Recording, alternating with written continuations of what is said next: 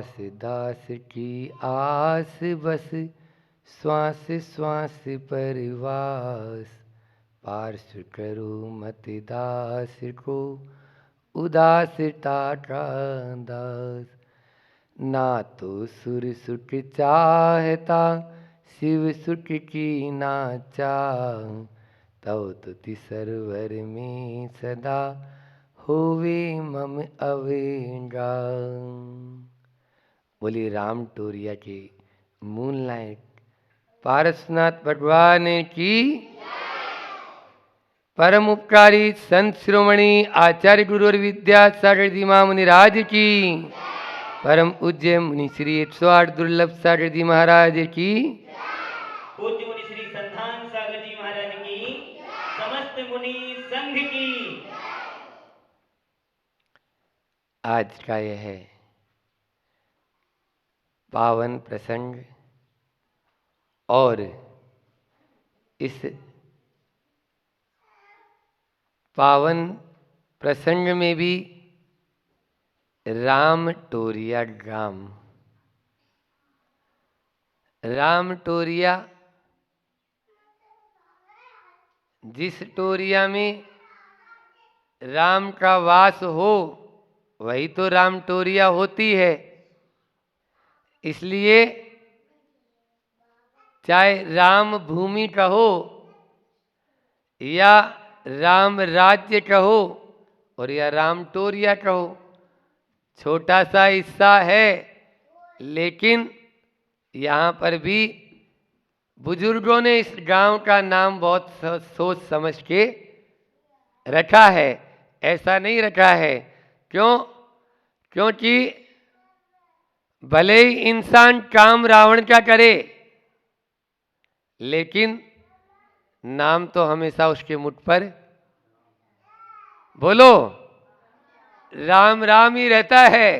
काम कुछ भी होए, लेकिन हमेशा वो राम राम ही जपता रहता है।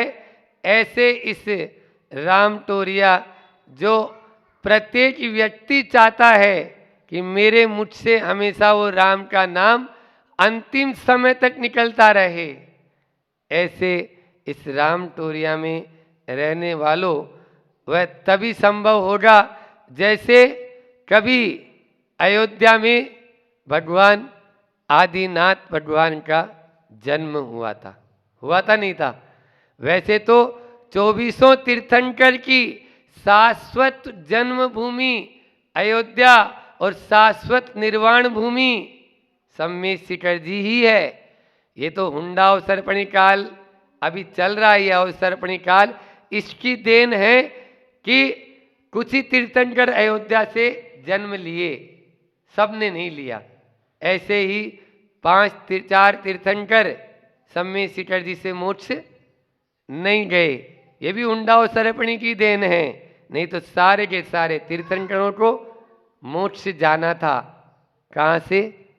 सम्मेद शिखर जी से। बोले अच्छा होता महाराज एक ही जगह से चले जाते, सो हमें इतनी दूर दूर तक यात्रा नहीं करनी पड़ती।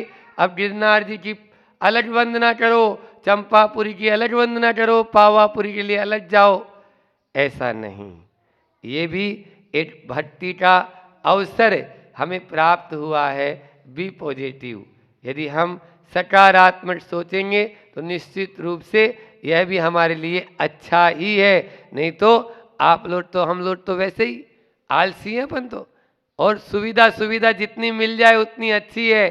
सुविधा में कभी राम नहीं मिलेंगे, फिर तो रावण ही मिलेंगे, ध्यान में रख लेना।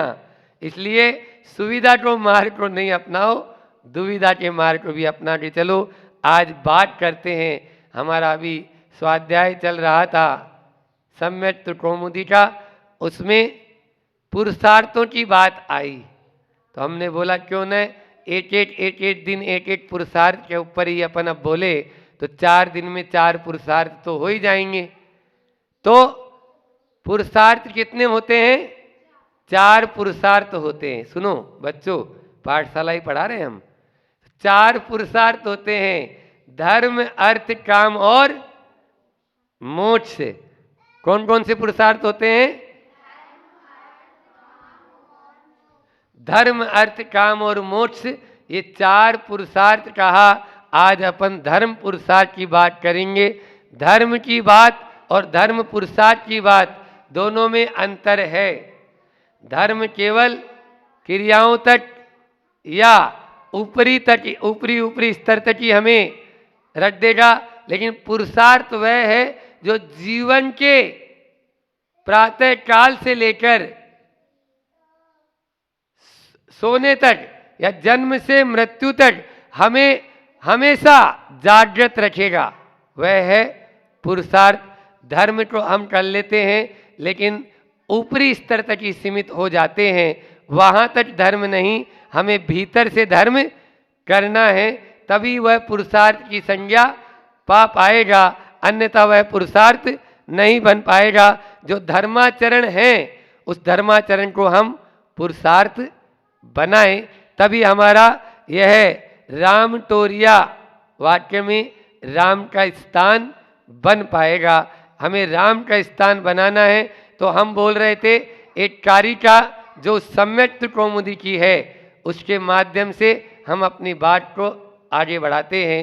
बहुत ही अच्छा श्लोक आया था कि धर्मा जन्म कुले शरीर पटुता सौभाग्य आयुर्धनम धर्मेणे भजन्ति भवन्ति निर्मल यशो विद्यार्थ संपत्तिये कांताराच्य महार्णवाच्य सततम धर्म परित्रायते धर्म सम्यक उपासितो भवति स्वर्गापवर्ग प्रदय। धर्म हम करते हैं लेकिन क्यों कर रहे हैं ये पता ही नहीं है। हर बात में क्यों, कहाँ, कब और कैसे। अभी 1-2 दिन पहले भी हमने इसकी बात की थी। द्रव्य, क्षेत्र, काल और भाव, इसका जब तक आपको आभास नहीं होगा तो वही होगा कि दौड़ तो लगा रहे हैं लेकिन जा कहाँ रहे हैं। धर्म तो कर रहे हैं लेकिन उस धर्म का फल क्या है। यहाँ पर बहुत ही अच्छा फल आचार्य, जिनका नाम यहाँ पर नहीं दिया इस ग्रंथ में, वो बता रहे हैं कि धर्मा जन्म कुले, मतलब अच्छे कुल में जन्म हुआ है। ये किसका प्रभाव है बोलो? धर्म का। जैन कुल मिला है, ये धर्म का प्रभाव है। फिर उसके बाद में अच्छा शरीर, आपको सामर्थ्यशाली, पूरा सांगोपांग, नहीं तो लूले लंगड़े हो जाते हैं, होते कि नहीं होते। ये काय का प्रभाव है? धर्म का। फिर सौभाग्यम आयुर्धनम, सौभाग्य आप लोगों का महाभाग्य है, सौभाग्य है कि धर्म के कारण ही हमें ये सब अनुकूलताएं मिल रही है। आयुर और धन, देखो बच्चों को थोड़ा सा यदि कंट्रोल कर लें तो बहुत अच्छा हो जाएगा। आयुर धनम, आयु, अच्छी आयु और अच्छा। आप लोग धन चाहते हो कि नहीं चाहते हो बोलो? सब लोग चाहते हैं। धन के बिना तो महाराज कुछ होता ही नहीं है, तो चाहते हो तो वो धर्म से ही प्राप्त होगा। निर्मल यश धर्म से ही प्राप्त होगा। विद्या, अर्थ और संपत्ति, ये सब धर्म से प्राप्त होंगे। इसी के साथ में यह धर्म हमें कांतार और महाआर्णव, इन जंगलों में, संसार रूपी जंगल से बचाने वाला कोई है तो कौन है? धर्म है। और इसलिए आप यदि इस संसार से पार होना चाहते हो तो सम्यक रूप से, समीचीन रूप से धर्म की उपासना करो। यही आपको स्वर्ग और मोक्ष की प्राप्ति कराएगा। यह कारिका मुझे इसलिए बहुत प्रिय लगी कि आचार्य श्री जी जब हमें मूलाचार प्रदीप पढ़ा रहे थे तब स्वर्गापवर्ग, ये शब्द आचार्य श्री जी को बहुत प्रिय है। कुछ लोग स्वर्ग का निषेध कर देते हैं कि नहीं नहीं, हमें तो केवल मोक्ष चाहिए। यहाँ पर भी धर्म से अभी सीधा सीधा मोक्ष यहाँ पर नहीं मिलेगा इस क्षेत्र से, तो आपको कम से कम वो उत्तम स्थान में तो धर ही देगा, स्वर्ग में तो ले ही जाएगा। और जब कभी आप फिर से पुरुषार्थ करेंगे वहाँ से आके, तो आपको मोक्ष की प्राप्ति भी करा देगा। एक बचपन का एक उदाहरण आप लोगों का ही सुनाते हैं कि बच्चे लोग रोते हैं ना, तो एक खंबे को पकड़ लेते हैं और खंबे को पकड़ के उसके चारों तरफ चक्कर लगाने लगते हैं। अभी आया कि संसार सागर में किस प्रकार से वह परित्रायते, हमें उबारने वाला है उस संसार सागर से धर्म। तो खंबे को पकड़ लिया और खंबे को पकड़ के चक्कर लगाते रहते हैं, बहुत तेजी से घूमते हैं, तो भी वो गिरते नहीं गिरते ना। क्यों नहीं गिरते? क्योंकि उन्होंने धर्म रूपी खंबे को पकड़ रखा है। यदि मान लीजिए थोड़ी सा भी खंबा छोड़ देते हैं तो गिरने से कोई बचा नहीं पाते, तुरंत चक्कर खा के गिर जाते हैं। हमारा भी यही कहना है आप सभी लोगों से कि आप संसार के कितने भी चक्कर लगाओ, लेकिन धर्म रूपी खंबे को पकड़े रहो। यदि इस खंबे को पकड़े रहोगे तो कभी भी चक्कर नहीं खाओगे, अन्यथा चकनाचूर होने से मैं तो क्या, तीर्थंकर पारसनाथ भगवान भी आ जाएंगे तो वो भी नहीं बचा पाएंगे। इसलिए इस खंबे को जरूर पकड़े रहो। मैं हमेशा कहता हूं फ्लाइट कितनी भी तेज चले कोई डर नहीं है, कोई डर नहीं है, जब तक उसका संपर्क कंट्रोल रूम से बना है। कंट्रोल रूम से यदि उसका संपर्क बना है तो वह फ्लाइट है, अन्यथा उड़न खटोला भी नहीं है, उड़न खटोला भी नहीं है। कहाँ जाके गिरेगी कोई पता नहीं है। धर्म हमारा वही कंट्रोल रूम है। हम प्रतिदिन प्रतिक्रमण करते हैं, उसमें पढ़ते हैं कि धर्मा सर्व सुखा करो हित करो, धर्मम बुधास चिन्विते, धर्मे नेव समापते शिव सुखम, धर्माय तस्मे नमः, धर्मानास्त पर सुहृद व्रताम, धर्मस्य मूलम दया, धर्मे चित्तमहम ददे प्रतिदिनम, हे धर्म माम पालय, हे धर्म माम पालय। सातों विभक्तियां यहाँ पर कर्ता ने कर्म को करण से के द्वारा संप्रदान के लिए अपादान से अलग होने का भाव, संबंध का के की और संबोधन हे रे अरे आदि, ये सब सातों की सातों विभक्तियां यहाँ पर इसमें आ गई है कि धर्म जो है हमें सुख देने वाला है, धर्म ही हमें हमारी बुद्धि को अच्छी रखने वाला है, धर्म ही हमें इस संसार आर्णव से प्राप्त कर सकता है, समुद्र को सुखा सकता है, वही शिव सुख को प्राप्त करा सकता है। इसलिए उस धर्म को नमस्कार हो, हे धर्म आप मेरा पालन करते रहें। सभी चाहते हैं, सभी चाहते हैं। इसलिए राम टोरिया का यदि वास्तविक नाम को सार्थक करना है तो कभी भी इस धर्म रूपी खंबे को या धर्म रूपी कंट्रोल रूम को छोड़ना नहीं, तभी ही यह नाम सार्थक हो पाएगा। लेकिन होता क्या है, हम दूसरे लोगों को देखते हैं तो सोचते हैं कि अरे धर्म में क्या है, जितनो जितनो धर्म करते हैं उतनी उतनी और विपत्तियां आती है। आपके मन में भी ये प्रश्न होगा, है ना?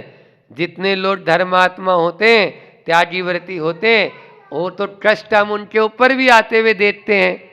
ध्यान में रखना, आपको एक उदाहरण दे देता हूं कि आपने किसी से 1 लाख रुपए लिया, ठीक है, और वो 1 लाख रुपए आपको उसको वापस देना है, उधारी लिया था।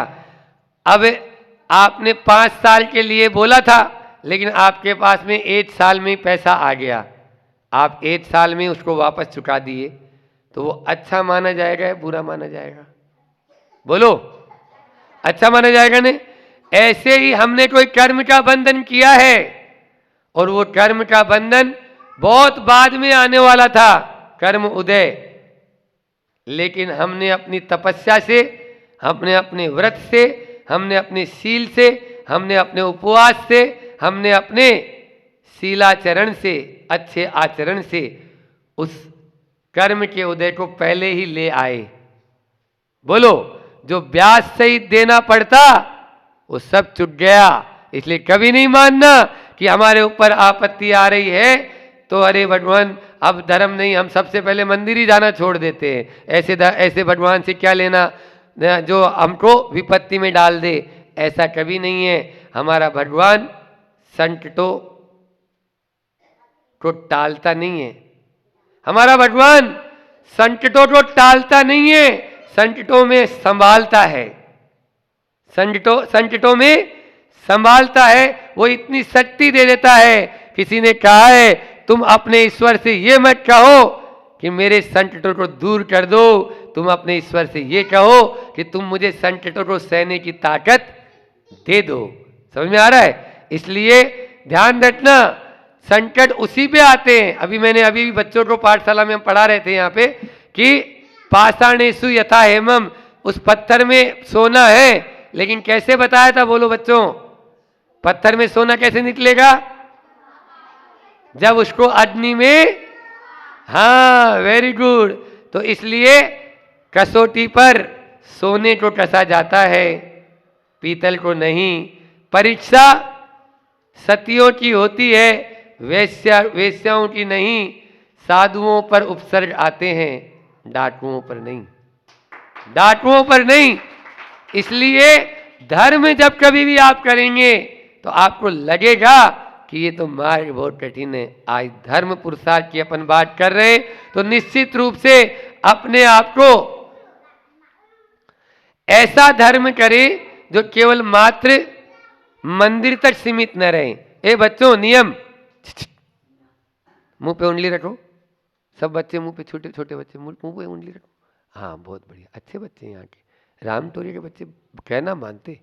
तो मैं बोल रहा था कि क्या बोल रहा था कि मंदिर में जो धर्म करते हैं वो मंडी में भी होना चाहिए।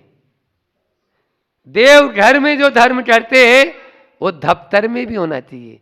लेकिन हम मंदिर में कुछ और होते हैं और मंडी में, बोलो, हाँ देवघर में कुछ और होते हैं देवालय में, और दफ्तर में जाते ही अपना रूप दूसरा बताने लग जाते हैं। ऐसा नहीं। आज हाट का दिन है तो हाट वालों को भी बता देना कि असली हाट कहाँ लग रहा है। हाँ, नकली हाट कौन सा और असली हाट कौन सा है, नकली हीरा कौन सा है और असली हीरा कौन सा है। कहीं कांच कोई हीरा मत बना देना, नहीं तो रामटोरिया नहीं रह पाएगा। समझ में आ रहा है? इसलिए उनको भी ये बात समझा देना। समय अपना हो रहा है तो मैं ये बात बोल रहा था। एक बार आचार्य ज्ञान सागर जी महाराज जी से पूछा, धर्म पुरुषार्थ की बात चल रही है, बोले मैं बहुत जल्दी में हूं अभी, तो धर्म किसे कहते हैं ये बता दो। धर्म किसे कहते हैं ये बता दो, बस बिल्कुल संक्षेप में। तो धर्म पुरुषार्थ की बात चल रही है, तो धर्म पुरुषार्थ की यदि बात है तो यहां पर आचार्य ज्ञान सागर जी महाराज उससे कहते हैं, क्यों तुम्हें रोना आता है? क्या बोला? तुम्हें रोना आता है? बोले हाँ। बोले रोया कर। क्या बोला? रोया कर।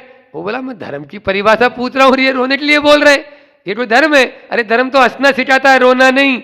लेकिन बंधुओं ध्यान रखना, पर के दुख को देखकर जिसकी आंखों में पानी आ जाए वही सच्चा धर्म है, वही सच्चा धर्म है। सुबह से लेकर शाम तक, रात तक अपना एनालिसिस कर लेना, वो सच्चा धर्म पुरुषार्थ होगा जो दूसरों के संकटों को देखकर मोम की तरह पिघल जाए।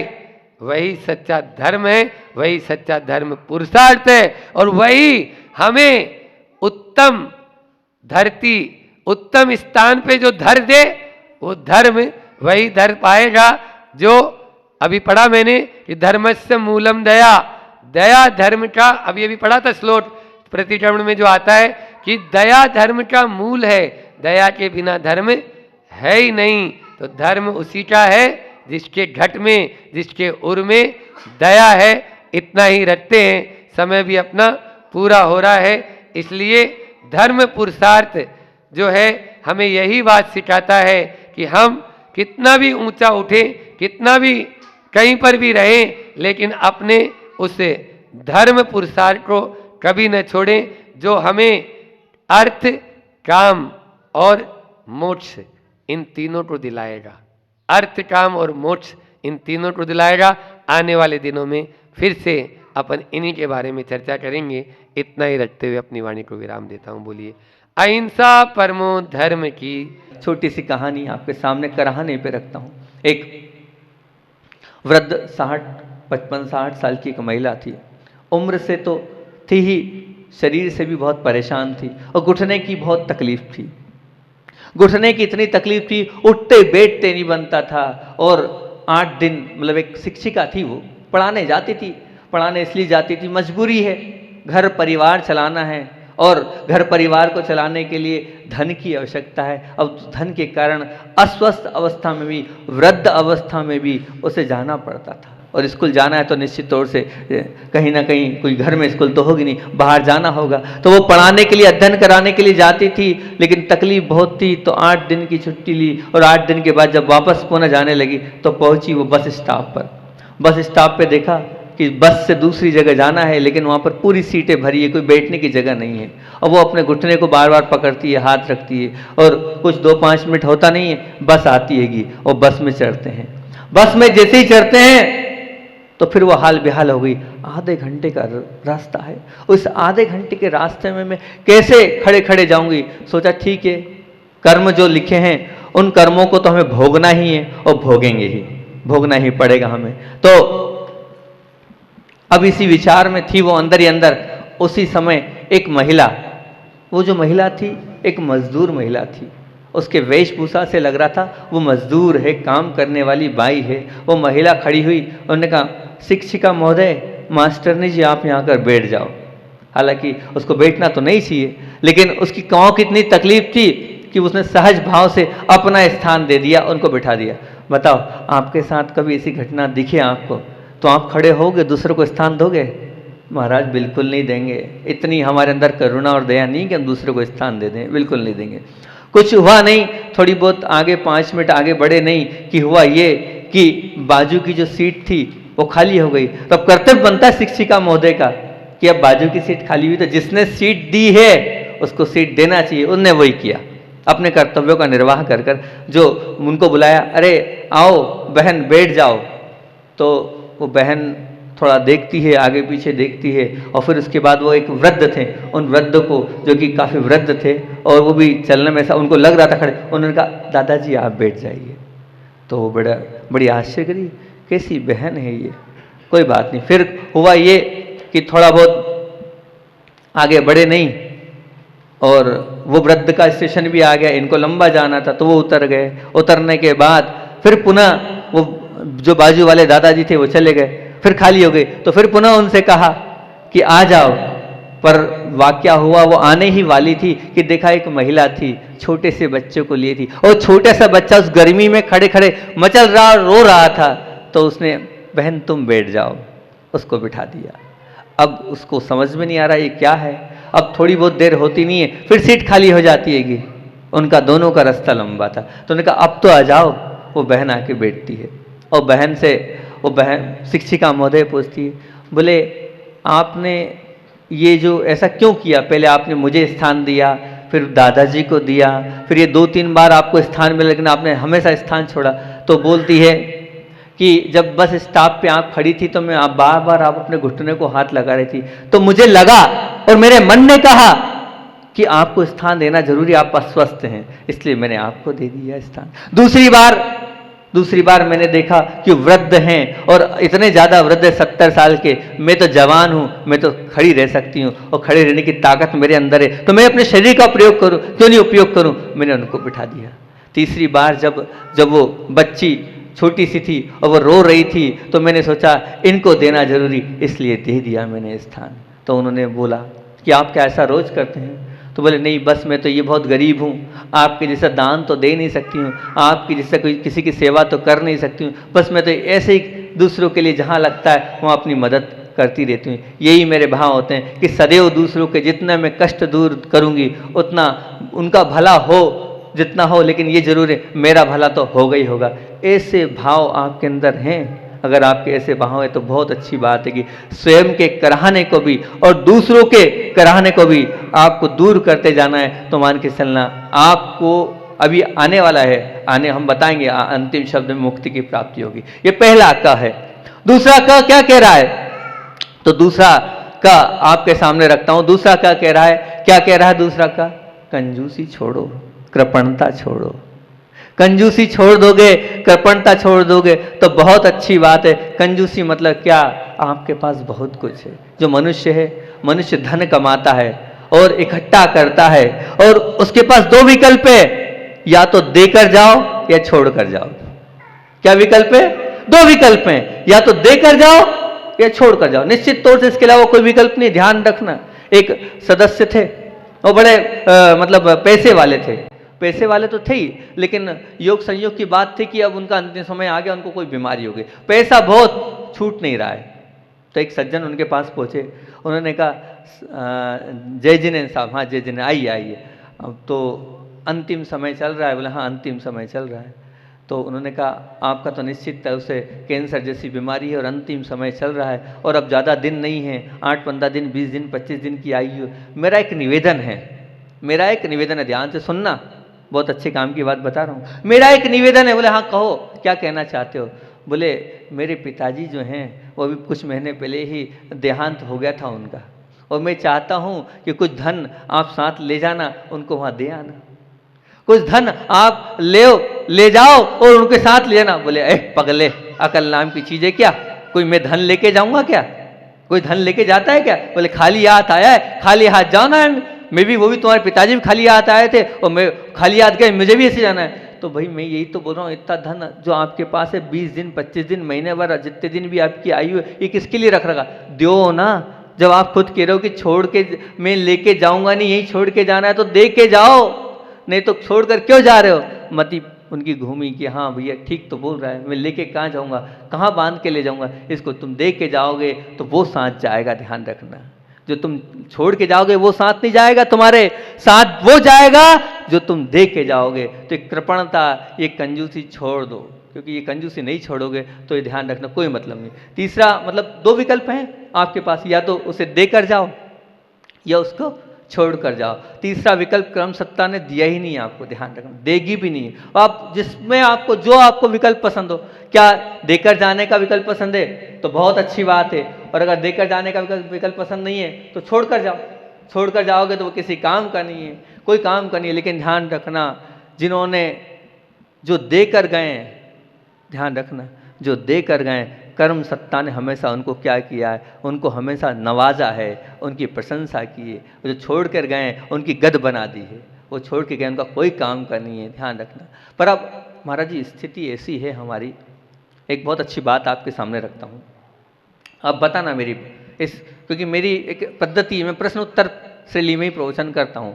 तो मैं आपसे प्रश्न पूछता हूँ, मान लीजिए भूख 12 रोटी की, आप सुन रहे हो? आप ध्यान से, बच्चों को अलग कर दो, थोड़ा सा हटा दो वहां से। भूख 12 रोटी की है, कितनी की है? भूख 12 रोटी की है, और मान लो आपके पास 2 रोटी आ गई, तो आप खाओगे कि नहीं? खा लोगे ना?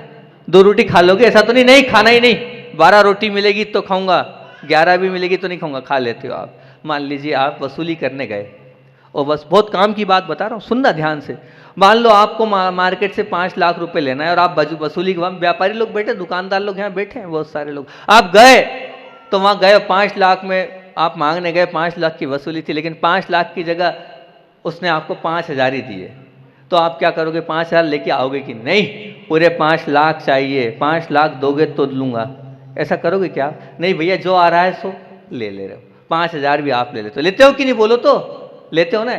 समझदार व्यापारी होगा तो ले लेगा। लेकिन जब भी मतलब दूसरी बात बोलना चाहता हूँ, इसके माध्यम से कुछ और कहना पाता हूँ, जब भी हमारे पास दान देने के लिए हमारे पास क्या बात आती तो हम क्या बोलते हैं? दान देने के लिए तेरे पास पर्याप्त ना भी हो तो कुछ थोड़ा दे देना। क्योंकि देखो स्पष्ट बात है, जब लेने की बात आती है तो हमारी बुद्धि विकृत होती है। हम मान लेते हैं तभी देंगे जब पर्याप्त होगा, तभी देंगे जब पर्याप्त होगा। पर्याप्त होगा तो ही देंगे, लेकिन ध्यान रखना पर्याप्त देने पर दान कहलाता है, ये बहुत बड़ी हमारी भूल है। जितना है उसमें से दे दो, क्योंकि निस्संदेह भाव है, जब लेने की बारी आती तो हम चाहे जितना ले लेते हैं, कम देगा तो ले लेते हैं, खाने की बारी आती है तो कम खा लेते हैं, और जब देने की बारी आती हो तो भैया हमारे पास है ही क्या, हम क्या दें। ये जो मानसिकता है बहुत छोटी मानसिकता है, बहुत खोटी मानसिकता, बहुत ओछी मानसिकता है। अगर आपको बड़ा बनना है, आपको ऊंचा उठना है, आपको और आगे आना है, तो ध्यान रखना जो है उसमें से दे दो, जितना है उसमें से दे दो। देना महानता नहीं है। जो व्यक्ति करोड़पति है और वो अगर मान लो 11,000 दे रहा है, कोई मतलब का नहीं है। और जो 11,000 वाला है वो अगर 100 रुपए दे रहा है ना, उस करोड़पति से बढ़कर आपका ध्यान है, आपका दान है। क्यों? क्योंकि आपने देखो रेशो निकालो उसका, वो करोड़पति है, 50 करोड़ की संपदा में 11,000 दे रहा है। क्या है, कौन सा आना हुआ उसका? कुछ नहीं हुआ। और आपकी मान लो 11,000 25,000 में से आपने 100 रुपए दे दिए, तो दानी आप बड़े हो, मेरी नजर में ध्यान रखना। ये मत देखना कि दुनिया क्या कह रही है कि 100 रुपए दिया, तुम अपनी कैपेसिटी तो देखो। तो जो है, अगर आपको लगता है मैं 1 रुपया दे सकता हूं, दो।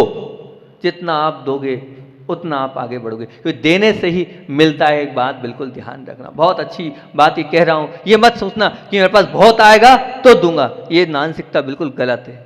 जो है उसमें से जितना दे सकते हो उतना दो। मैं तो ये कहता हूं, हमेशा कहता हूं कि आप अगर व्यापारी हो तो प्रतिदिन मैं जो मुझसे नियम लेने आते हैं, महाराज जी हमारे व्यापार नहीं चलता, मैंने कहा मेरी बात मान जाओ, तुम्हारा व्यापार चलने लग जाएगा। बोले क्या करना है? मैंने कहा क्या करते हो? बोले किराने की दुकान है। कोई बात नहीं, कितने का बिक रहा होता है? बोले महाराज जी 2,000 1,500 3,000। मैंने इतना कर लेना तुम, अगर मेरी बात मान जाओगे तो तुम्हारा भला होता चलेगा। करवा वालो, तुमको भी अमीर बनने का रास्ता बता रहा हूँ, लखपति बनने का रास्ता बता रहा हूँ, सुन लो, मान लो गुरु की बात, तो तुम्हारा भी कल्याण हो जाएगा। तो क्या? बोले कुछ मत करो, जो आ रहा है शाम को गिनना, 2,000 आ रहा है, कोई बात नहीं, 100 रुपये पे कितना दान दे सकते हो? बोले महाराज जी 100 रुपये पे। मैंने कहा कम से कम 1 रुपया दे सकते हो कि नहीं 100 रुपये पे? बोले दे सकते हैं महाराज जी, खुशी खुशी दे सकते हैं। कुछ मत करना, 100 रुपये पे 1 रुपया, 1,000 पे 10 रुपया, 2,000 पे 20 रुपया। जब गल्ला पेटी में से पैसा निकालो तो एक पेटी दूसरी बना देना, बस 100 रुपये पे 1 रुपया डालते जाना। जब गिनो 2,000 गिने 20 रुपये डाल देना, 3,000 गिने 30 रुपये डाल देना। मैंने कहा बढ़ते चले जाओगे, ध्यान रखना, पहले भगवान के चरणों का निकालना, उसके बाद उपयोग करना, अपने आप तुम्हारे दिन पलटते चले जाएंगे। मान के रखना, ये बात अगर श्रद्धा से मानोगे तो अपने आप तुम्हारा कल्याण हो जाएगा। बहुत से लोगों ने मानी श्रद्धा के साथ और वो आगे बढ़ते चले गए।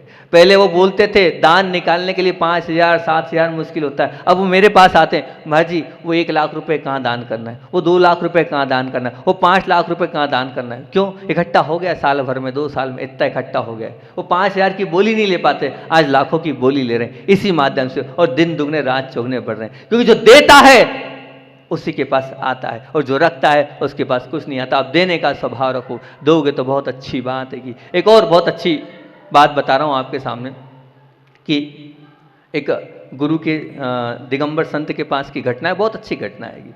एक व्यक्ति था, उन्होंने कहा ये सदस्य जो हैं आपके सामने बैठे हैं बहुत महान हैं। बोले क्यों? क्योंकि नाम खोलूंगा नहीं, नाम खोलने से अच्छा नहीं किसी का नाम बताना, पूरी बात क्लियर हो किसी का। तो बोले महाराज जी ये बहुत अच्छे व्यक्तित्व इसलिए कि इन्होंने करोड़ों रुपए अपने छोड़ दिए। करोड़ों रुपए छोड़ दिए? बोले हाँ, एक पार्टी है जो फलाने फलाने संजीव, उनसे इतने पैसे लेने थे, इन्होंने छोड़ दिए। छोड़ दिए? वो तो बहुत बड़ा व्यक्ति है। बोले हाँ महाराज जी। तो उनसे पूछा गया आखिर ऐसा क्या हुआ, क्या उनकी स्थिति कमजोर हो, क्या क्या कारण है, कोई अंदरूनी कुछ वो है? तो उससे पूछा गया उस भाई से। तो वो जो उस भाई ने जो बात बताई वो बहुत ही ऐसा लगा कि इस पंचम काल में भी ऐसी विचारधारा वाले और ऐसी सोच वाले व्यक्तित्व, मतलब परमात्मा का शासन आज भी विद्यमान है। बोले हाँ। बोले वर्षों पहले ये व्यक्ति जब घाटे में आ गया था तो सधर्मी था, इस नाते मैंने इसकी मदद करी और पूरा इसको उठाने का प्रयास किया। पहले जब ये धीरे धीरे पुण्य का योग था, सक्षम हो गया, मैं एक बार मांगने गया, उसने कहा अभी नहीं, अभी बिजनेस में लगा। फिर मांगने गया तो उसने कहा अभी नहीं, अभी थोड़ी सी तकलीफ है, थोड़ा पैसा लगा हुआ है, अभी बाद में हम आपको दे देंगे। 2 साल हुआ, 5 साल हुआ, 10 साल बाद फिर गया मैं मांगने, तो उन्होंने कहा अब मेरी सामर्थ्य नहीं है, मैं नहीं दे पाऊंगा। तो वो तो आपको दिख रहा है, इतनी बड़ी फैक्ट्रियाँ चल रही, सब कुछ चल रहा है, ये सब कुछ चल रहा है, आप नहीं दे रहे हो। तो बोले हाँ महाराज जी मुझे इस बात का दुख नहीं, वो दे नहीं रहा है, उसमें उसकी कोई गलती नहीं है। बोले क्यों? उसमें उसकी कोई गलती नहीं, उसमें पूरी गलती मेरी है। तो महाराज जी ने कहा तुम्हारी गलती है? बोले हाँ महाराज जी मेरी गलती है। बोले अब सुनना उस चीज़ को। वो श्रावक जो बोल रहा है उसकी बात को सुनना। बोले महाराज जी मेरी गलती है कि। बोले क्यों? बोले उसके पास रकम चुकाने की सामर्थ्य है, अतः वो मुझे पूरी रकम देना चाहिए, पर वो इस गणित से नहीं दे रहा है। क्यों नहीं दे रहा है? रकम मांगता है वह भी नहीं दे रहा है। जब मेरे पास सामर्थ्य थी, सुनना ध्यान से, जब मेरे पास सामर्थ्य थी और सामर्थ्य होने के बाद भी जब कोई धार्मिक क्षेत्र वाला व्यक्ति मुझसे मांगने आया तो मैंने मना कर दिया, नहीं है मेरे पास, अभी नहीं दे सकता हूँ मैं, अभी फलाना काम है, फलाना ये फलाना वो, जबकि सामर्थ्य थी मेरे पास, फिर भी मैंने उनको नहीं दिया।